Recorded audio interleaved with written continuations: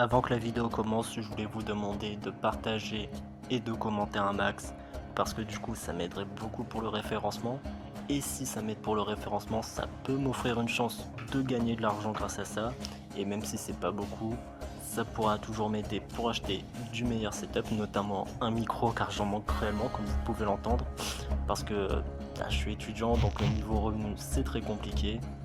Donc si vous pouvez faire ça, ça pourrait m'aider et ça serait franchement sympa. Merci, désolé du dérangement et bon visionnage. En ce moment, comme un certain nombre de personnes je pense, ça va pas super. Et quand ça va pas super, je me plonge dans un bon jeu pour aller mieux. Et je sais aussi que lorsque je pense trop, Cyberpunk 2077 a la réponse à mes questions. Cyberpunk 2077 est un FPS RPG qui se passe dans un univers cyberpunk, Bah ouais, logique. et qui est basé sur un jeu de plateau pour le fun fact. Il est publié et réalisé par le studio polonais CD Projekt, massivement connu pour Cyberpunk donc et The Witcher.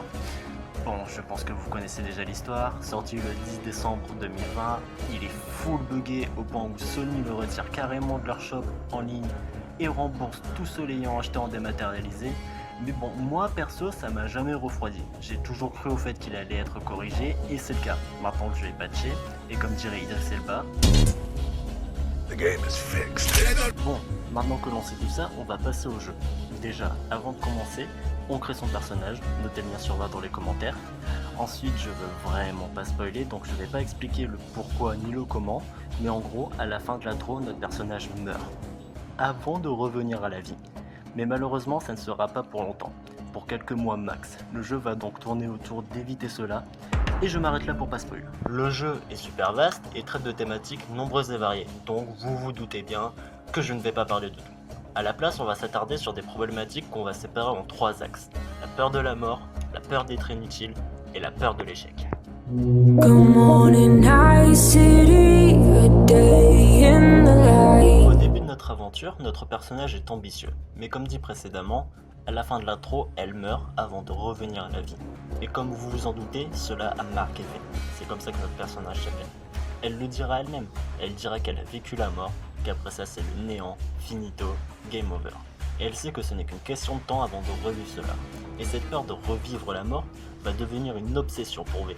Et durant tout le jeu, elle va essayer de trouver un remède contre ça. Mais malheureusement, elle ne peut rien faire face à ça. Et elle doit l'accepter. Et une fois arrivée à ce moment-là, une fois que V est confrontée au fait qu'elle doit accepter sa mort imminente, une fois arrivée là, je repense à cette phrase, prononcée par Jackie Wells, un ami de longue date de notre personnage. Et la phrase qu'il a prononcée au début du jeu. Elle est toute simple cette phrase, il dit juste « la mort, c'est le bouquet final ». Dit comme ça peut paraître évident, ça peut paraître peu impactant, mais repenser à cette phrase dite au bout de 30 minutes de jeu, et repenser à une centaine d'heures passées sur le jeu, et bah ça m'a paru comme une évidence auquel j'avais paradoxalement jamais pensé. Si la mort est le bouquet final, alors autant profiter du spectacle, toutes les missions effectuées, toutes les émotions ressenties, tous les personnages rencontrés, toutes ces belles choses auxquelles on n'a pas pu profiter à fond car on était obsédé par la mort, par l'après. À quoi bon ? La mort est un rien, un immense rien, alors pourquoi s'attarder sur rien? Alors qu'avant ça, on a des tonnes et des tonnes de choses à vivre. Il ne faut pas que la fin nous empêche de profiter de l'aventure. Et ça, seul Cyberpunk 2077 me l'a fait comprendre aussi bien. Good morning, night city, a day in the light. Comme beaucoup de gens j'imagine, j'ai peur d'être inutile, de ne rien apporter à ce monde. Et V a cette peur aussi. Même si dans le jeu c'est un peu plus montré comme étant une ambition, V veut marquer Night City, la ville où se déroule le jeu. Et elle le dira elle-même en disant « Je veux que le monde se souvienne de moi, qu'il sache que j'ai existé ».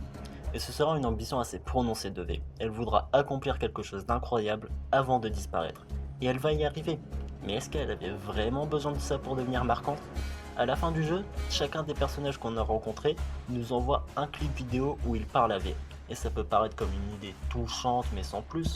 Sauf qu'en réalité c'est plus que cela. Ce petit détail apporte une conclusion touchante à l'histoire de notre personnage.